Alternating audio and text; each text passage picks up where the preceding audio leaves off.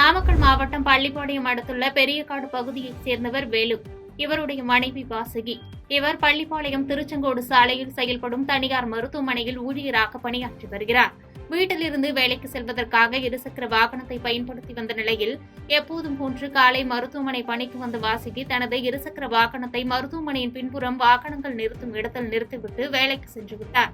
இதன் பிறகு மாலை வேலை முடிந்து வெளியே வந்து பார்த்தபோது தனது இருசக்கர வாகனம் காணாமல் போனதைக் கண்டு அதிர்ச்சியடைந்து மருத்துவமனை வாகனங்கள் நிறுத்தும் இடத்தில் வைக்கப்பட்டிருந்த சிசிடிவி கண்காணிப்பு கேமராக்களை பார்த்தபொழுது சுமார் 50 வயது மதிக்கத்தக்க நபர் ஒருவர் இருசக்கர வாகனத்தின் பூட்டை உடைத்து வாகனத்தை திருடி சென்றதைக் கண்டு அதிர்ச்சியடைந்தார்.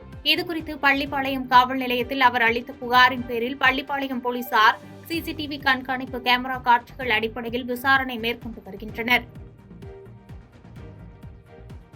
பாதகம் செய்பவரை கண்டால் நாம் பயங்கொள்ளலாகாது பாப்பா.